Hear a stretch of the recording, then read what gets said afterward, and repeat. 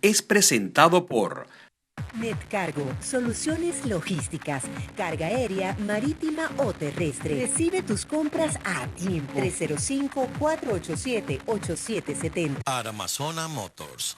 Sin social, sin crédito o sin licencia, tu primer carro en los Estados Unidos para comenzar muy bien.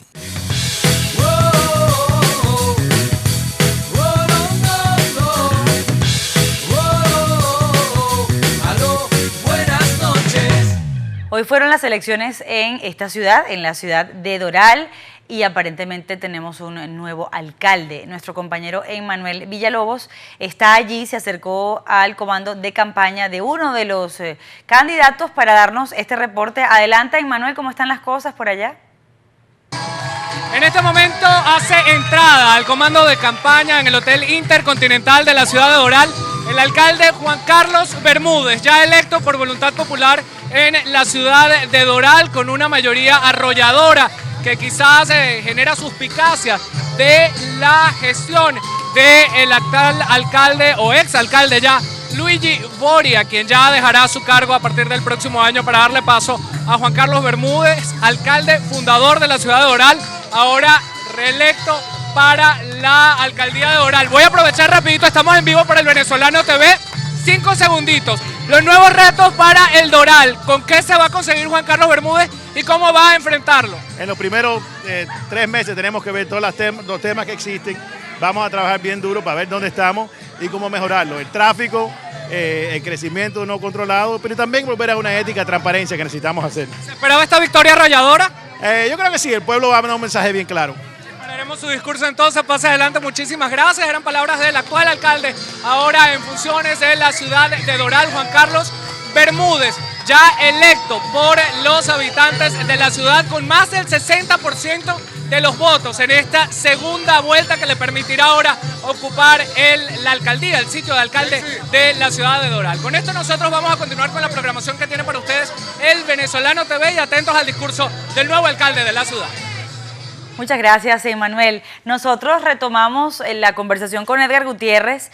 Edgar es coordinador de Benebarómetro, consultor político, asesor de campañas electorales. Solo un comentario, Edgar, qué distinto, ¿no? El mensaje de un candidato en los Estados Unidos, en una ciudad como esta, en el que el problema quizás más difícil de enfrentar es el tráfico. ¿Cómo te hace sentir eso como venezolano cuando escuchas pues que esos son los inconvenientes por aquí?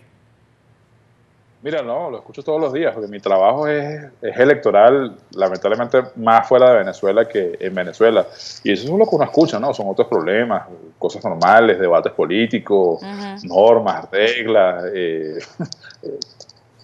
¿Cómo te lo pongo? O sea, yo trabajo en un negocio donde lo primero que tú necesitas es una fecha para saber qué día la gente escoge a sus gobernantes. Sí. Y en Venezuela ni siquiera hay eso. Ni siquiera hay eso. Exacto. Desde el punto de vista profesional, lo primero que yo hago es planificar una campaña estratégicamente y eso evidentemente lo hago con fechas, con un calendario. Y nunca estás dudando que el proceso no se va a dar, por ejemplo. Así es. ¿Cómo yo hago eso en Venezuela? ¿Cuándo son las elecciones a gobernador? ¿Cuándo son las elecciones a alcalde? Eso es un debate que yo creo que se va a dar en Venezuela y que hoy me inclino a pensar que no va a haber más elecciones en Venezuela, por lo menos hasta el 2018. Pero digo, ya eso es parte de la rumorología y la especulación, pero bueno, eso es lo que pienso, o sea, que cuánta democracia exportaba antes Venezuela, muy limitada, por cierto, pero la exportaba, y ahora imagínate, ahorita estamos en el más primitivo de los estadios. Te preguntaba antes de la pausa, ¿qué porcentaje de los venezolanos opositores, o venezolanos en general, pues que estén en contra de lo que ha hecho Nicolás Maduro, estarían dispuestos a volver a salir a la calle para decirlo públicamente? ¿Eso aparece allí? Mira, sí, en el estudio hicimos como una valoración, ¿no?, sobre la suspensión del referendo revocatorio, donde evidentemente la responsabilidad mayor es de Maduro, 60%, donde la gente en 63% considera que se le violó su derecho a elegir, y cuando le preguntamos a la gente si estaba dispuesta a protestar por esa violación, ese aborto, esa posposición, como la queramos denominar, del revocatorio, en general, 3 de cada 10 venezolanos dicen estar muy dispuestos, lo que uno puede decir que es muy bajo. Sin embargo, yo siempre digo que esto es un número, esto es un porcentaje en una lámina de PowerPoint. Cuando usted pone al 30% de un país, estos son 10 millones de personas. o si le quieres poner en términos de electores, estos son 6 millones de personas, esto es mucha gente con altísima disposición a protestar, pero en la oposición es la mitad, 50%. O sea, uno de cada 2 opositores está dispuesto a volver a las calles, a manifestarse, a protestar de algún modo con respecto a la violación al derecho a elegir. Eso por un lado. Y lo otro después es que una cosa que hablábamos antes, el 62% de los opositores considera que fue desacertada la suspensión del juicio político en su momento, estoy hablando de noviembre, y la suspensión al juicio político de Maduro y de la marcha Miraflores. Ahí te queda claro, ¿no? Que te queda claro lo que esperaban los opositores que hiciera su dirigencia, lo que terminó ocurriendo, que no fue eso, fue nada, porque el diálogo terminó básicamente en muy poco, por no decir nada, y eso va a tener, repito, de nuevo, consecuencias que ojalá tarden poco en metabolizarse, porque el país que arranca en enero va a estar tan difícil que ojalá la gente, digamos, reaccione rápido y haya una política coherente por parte de la dirigencia para volver a convocar a la gente, no solamente a las calles, sino a acompañar una política de cambio, porque yo lo leí ahorita en un chat que decía, bueno, ya estoy resignado, esto va hasta el 2018, vamos a acostumbrarnos. Yo creo que esa es la primera derrota que nos infligiría el chavismo si pensamos así. Bueno, ya no hay nada que hacer, esto es por lo menos 2 años más. Yo creo que eso no es así, en política la creatividad y la imaginación siempre son Pero apenas me para acabas mí. de decir que no hay elecciones hasta el 2018 mínimo.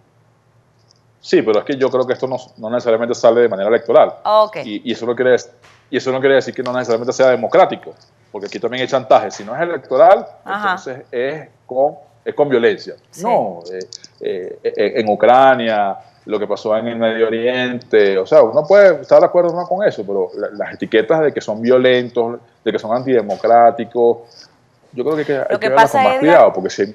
Lo que pasa es que el caso de Ucrania, que además se dio casi en paralelo, en la ¿no? que sí hubo mucha violencia, por cierto. Sí, con el tema de la salida se dio casi en paralelo. Ellos ya tenían creo que 3 meses protestando, pero y comenzó el tema de la salida y esta movilización que promovió Leopoldo López. Pero el caso de Ucrania, es verdad, el presidente tuvo que huir a Rusia, y allí hubo 100 muertos en ese proceso, pero después vinieron 6.000.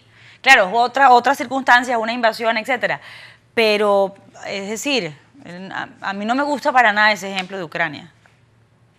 Pero, bueno, te voy a poner uno más bonito, que incluso cuando yo estoy en estas discusiones con intelectuales, con influyentes, la saco de la manga porque siempre es como mi carta vencedora, ¿no? Entonces les digo, bueno, si no te gusta esa, te voy a hablar de una cosa que sí conoces, que tú has estudiado y sobre la que has escrito, que se llama 23 de enero de 1958. Okay. O sea, todo el esquema democrático, electoral, de cultura política venezolana moderna, al menos de esos 40 años, se montó sobre lo que yo, y mucha gente importante, más importante que yo, ha denominado su pecado original. Es decir, el 58 se dio por una rebelión. No hubo elección que tumbara a Pérez Jiménez, no lo hubo.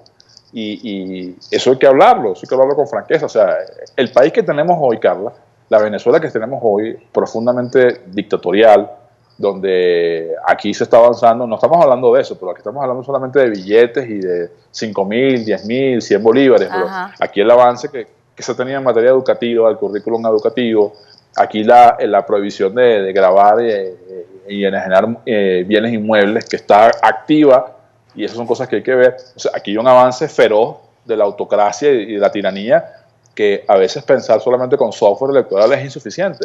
Y te lo dice alguien que vive de las elecciones. Yo siempre digo eso no para echármelas de algo, sino si alguien disfruta del tema electoral, si alguien vive y con pasión el tema electoral, soy yo. Sí. Pero el tema electoral no lo es todo. Entonces las elecciones no son la única salida.